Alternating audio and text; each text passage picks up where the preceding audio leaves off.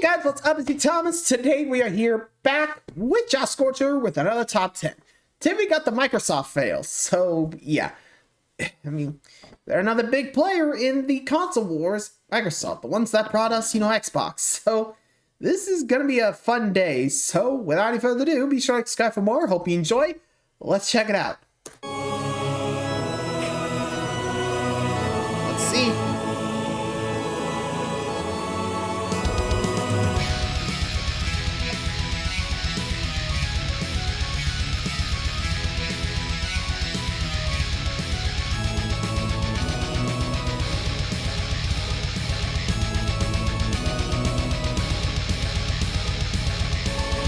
Here we go. Let's begin. Here it comes. With how many top 10 fails videos I produce, it's safe to say that there is no such thing as the perfect gaming company. It's more like some companies actually have their shit together and some don't. And I mean really. More about that one later. Don't. But then you come across a particular company that just has the Midas touch of failure, where everything they touch suddenly just explodes. Which brings us to today's episode of This Is Your Life Video Game Edition. Microsoft. While nowhere near as evil as others, they just carry a sense of unreliability and apathy when it comes to the industry, to the point where it almost feels like slapstick. Believe it or not, there was a time where instead of saying, hey, you want to come over and play video games? It was, hey, you want to come over and play Xbox? Can I So test? why haven't they ever won any of these generations? You'll stop wondering once you see what we've dug up today. Oh boy.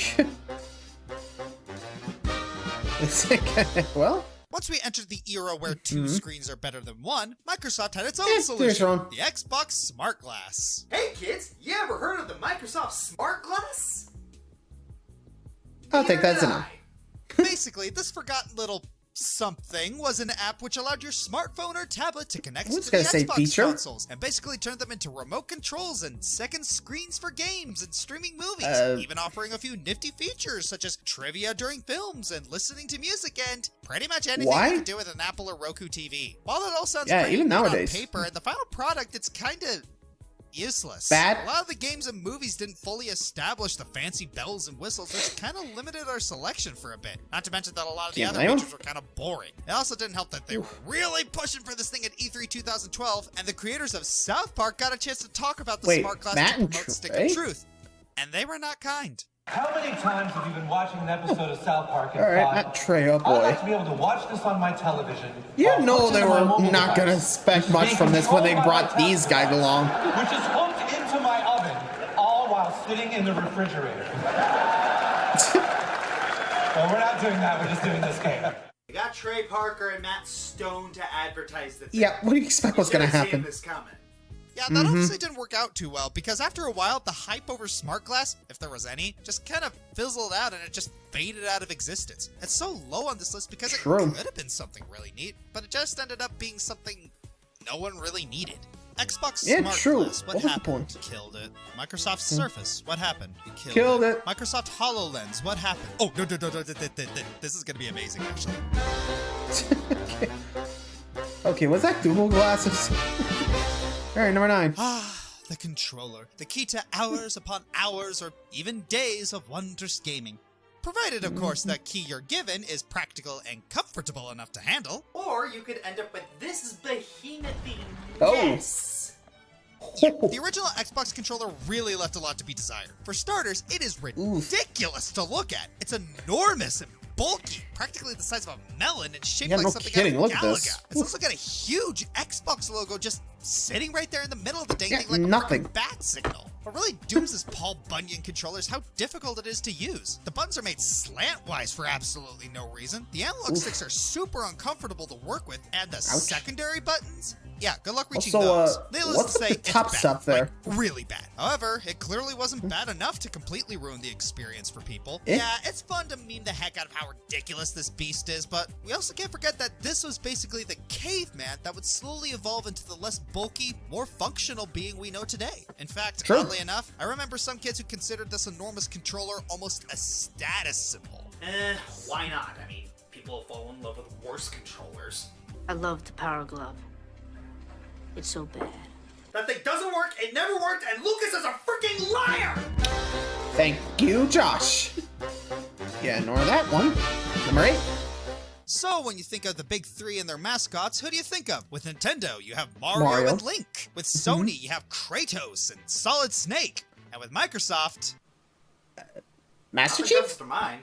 Oh. Halo has been Microsoft's flagship series for years. Ever since its first release on the original Xbox back in 2001, it has obtained millions of fans around the world. Well, except Asia. Halo 1 didn't release there at first, but it still became really popular. Uh-oh. Now, why am I talking about one of Microsoft's biggest So, accomplishments on a what happened? Microsoft fails list? Well, while Halo has done well on Xbox, Microsoft also released the first 2 games on PC. And they didn't release a single game on there since. Okay, that isn't fair. Side games like Halo that Spartan Assault hurts. and Halo Wars came to PC eventually, but most of the main series eventually. didn't, which alienated a lot of fans who started playing the series on PC. Now, this is much lower, as most of these games will be released on PC within the next year, starting with Halo Reach. Can't- But the fact that it took almost can't 12 confirm. years for this to occur again is pretty bad. At least gamers will be able to find those long-lost friends who were last online 12 years ago.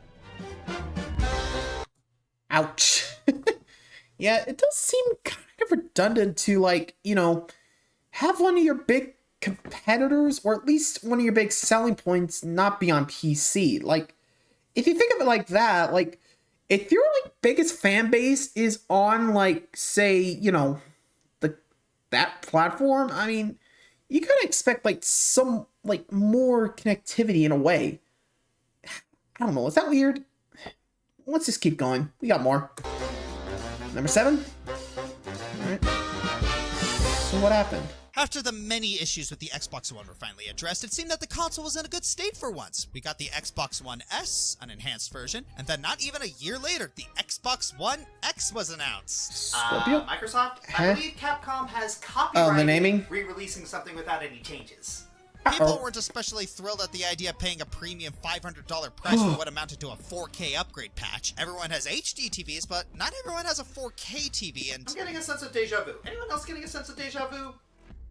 considering the only reason the 360 Yeah. survived against Sony was because of what Sony did, you'd think they'd try not to emulate them. To say nothing of the name, the Xbox One X. Just when you thought people were done The mocking Xbox the original 360, title, though I'm more One disappointed S, nobody tried X, making what? an Organization 13 joke.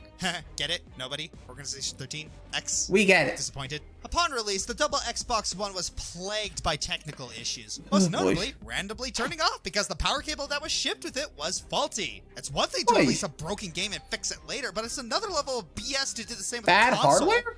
Again? Jeez. How many times do we have to teach you this lesson, old man? As long as we don't get an Xbox One X2 Turbo Hyper Edition Accent Core Plus and Knuckles, I'll be good. Yeah, I think we're good on that front, but don't know. Haven't really seen. Haven't seen E3 much has of been one of Xbox. the largest showcases for the big video game companies to show off to their shareholders and their Not customers much just what nowadays. amazingly big things they have planned. Some of the greatest moments in gaming have come from the showcasing of upcoming titles or new hardware for consumers to enjoy. There's also the Sure. running argument of who won yeah. that year's You're Xbox. breathtaking. Aside from EA, Microsoft is usually dead last. It's usually a Womp running womp. joke with the gaming community that if you want to know how not to do a presentation on your upcoming products, just look to Watch Microsoft. Expo. For example, when announcing the new game Forza Motorsport 7, Mm-hmm. Microsoft had a special surprise for their gaming audience. And it was a brand new car! Ignoring the fact that they decided to debut a new model car at a video game expo, no less, that wouldn't be the first or Awkward. last time Microsoft made similar tone-deaf decisions with their presentations. Such as when they brought out world-renowned football star Pele to talk about their upcoming FIFA 2015 game, but they must not have informed him of that because he instead talked about actual football. You know, the real-life Oops. version. Or how about the Kinect failures? Like when a demonstrator tries to show off the range of motion of the Kinect, only for it to bug the heck out. Much to the amusement of the audience. You ever wonder what the bottom of an Avatar shoe looks like? Well, bam! There it is. Or how they got a young Oh, girl to boy. do the presentation on Kinectimals, which I know she's trying her hardest to do what she was trained to do, but there's a reason you have adults present these things, folks. And even then, they True. aren't that great. Of course, these are just some of the highlights of Microsoft's C3 blunders. I could probably make a top 10 list on this topic alone. And now that I think about it, Yeah, I wasn't can there see a that. disastrous console release that happened a few years ago at E3? Probably just my imagination. Okay, we'll see that later, I guess. Oh. Well, hey, poor Tightrope. Fair enough.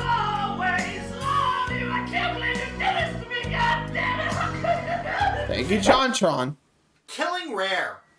When it comes Yeah, I to think we killing all game agree on that studios, one. Electronic Arts tops the leaderboards, but we've already talked about them. Instead, Yeah. let's focus on the roller coaster of ups and downs that befell Rare when it was purchased by Horror. Microsoft in September 2002.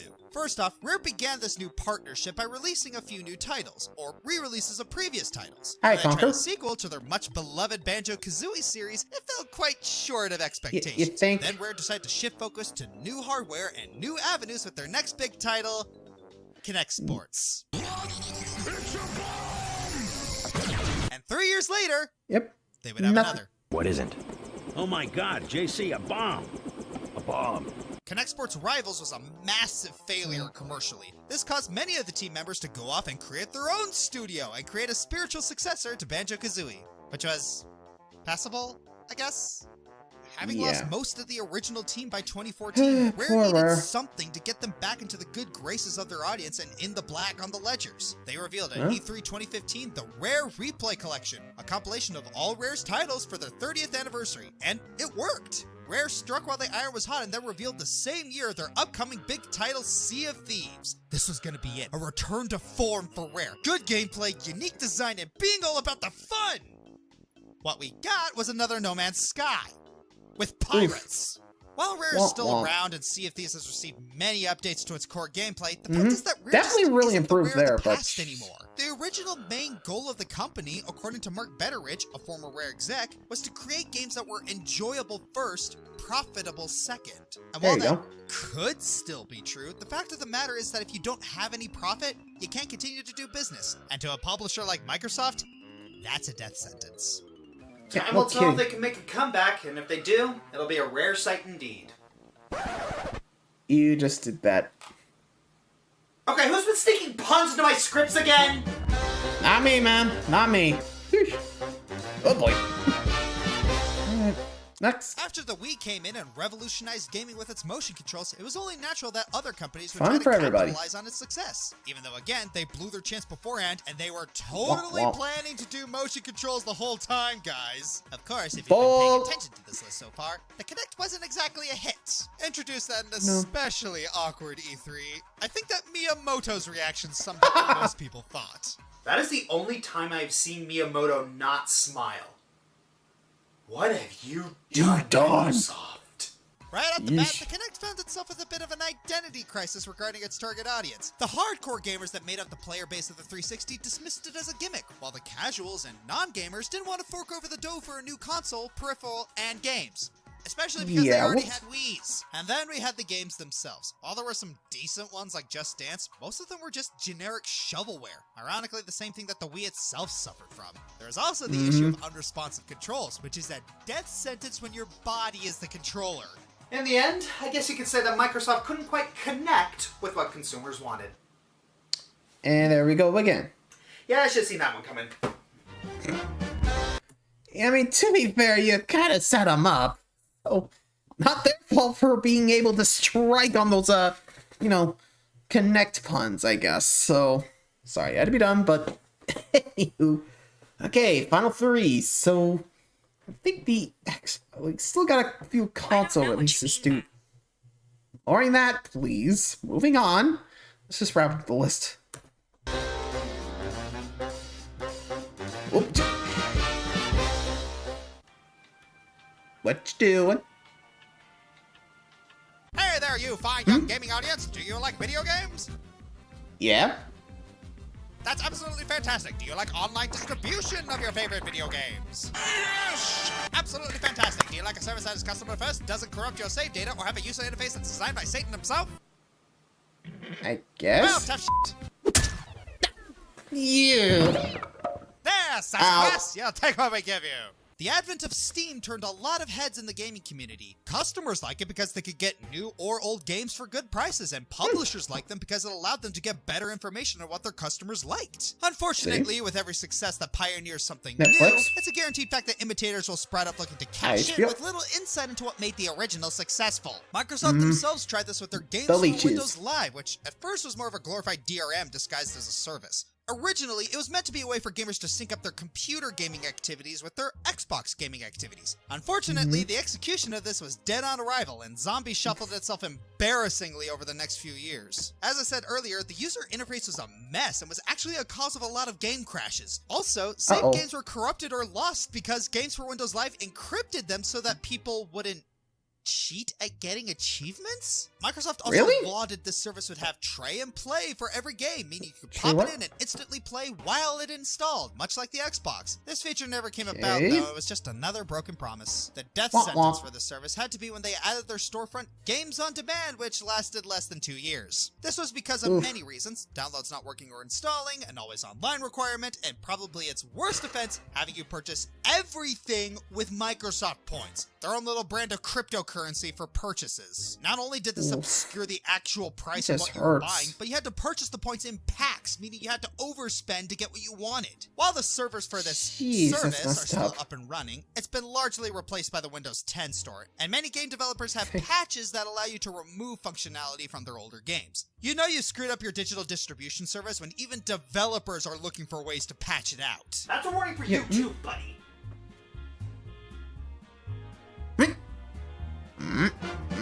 Yo. Yeah, Epic's been on thin ice lately. A long time ago, in the mysterious year of 2013, the Wizarding College of Microsoft decided to announce their new console at the gathering of wizards known as E3. They were filled with laughter and excitement. But when the announcement came, the crowds that drew went silent. Looks of unease and hatred pierced the hearts of Microsoft as their excitement died and despair arose. And it all went downhill from there. The Xbox One. Man, what an initial piece of it was. First off, what are you supposed to call the first one? The original Xbox? And two... You know what? There's a lot to talk about here. Let's just skim through it. Overgouging prices. Check. Focus on being an entertainment system over a gaming device. Check. Limiting the usage and flexibility of its consumer base by preventing the playing of used games and always being online. Check. Lack of exclusives and had to backtrack a lot of the original features when the competitor made its mission to do none of it in the first place, causing it to sell more and win the console war overall this generation. Check a doodle-doo. While they eventually went back and fixed these issues, sold the system without the Kinect, and added in backwards compatibility, which helped in its sales and popularity, it doesn't help the fact that the launch was terrible. The way everything caught fire with every word that leapt from their mouths is like watching a clown stage conflagrate. At least you still have those E3 2013 memes. Seriously, Sony killed it that year. Bye-bye, Xbone. And as a quick honorable mention, the Play Anywhere app. It tried. It really tried. It was a cool idea and concept, it's just that it had very limited titles, and Steam games didn't really count. Which is kind of bad since Steam's the most commonly used way to purchase and play PC games. Way to work against yourself there, Microsoft, but do I expect anything less? True. And the final one. Bricks here! Get your bricks here! Only $300 for a single brick! Oh, one brick for you, sir! Ah, 360. Oh, hey, watch out. Hey, what about brick for you, sir? You for one in the missus or one in the child? Okay, here for you, brick for you, sir! Hey, brick for you, come and watch the big game! Maybe you even play the big game, but sorry you can't play the big game. Okay, take a brick! In all seriousness, the original Xbox 360 might as well have been a brick that cost $300. The original model didn't come with hard drives, Wi-Fi, or online access. Even though Wii came with Wi-Fi, it was also notorious for eating discs and shredding them up, making the games unplayable. But the real kicker was the infamous Red Ring of Death. Approximately 23.7% of all Xbox 360s came with a nasty little hardware issue that caused the 360 to overheat, thus causing the 360 to give a red ring of death. In this state, the Xbox 360 was nothing more than a glorified paperweight. It sent Microsoft back $1.15 billion to fix this glaring issue, but the damage was already done. The once iconic Xbox name was sullied by the failures of the 360. The only reason people today think of the 360 and don't associate it with the death of Microsoft's console career is because the PS3 was almost bad, if not worse. When even a lackluster success only comes because of your enemy's failures, you know something went very wrong. I'm the fiery Joker. This is fine. This is fine. Oof. Yeah, honestly, I do remember having like a 360, but not the original model because I never got a Red Ring of Death. So, like I said, other than that, I think after that point, it was like, you know, I'm going to try Sony at one time, and I really haven't really regretted it since. I mean, God, it's still near me, so what do you got, you know? Yeah, like I said, after that, it's pretty much Sony all the way for a while. Though my brother, ironically, was kept with the Xbox. I don't know why. I guess he just wants the memories. But anywho, that's going to be it for this one. Thanks for watching, everybody. Let me know what you think was the worst of the fails. Until next time, good night, everybody.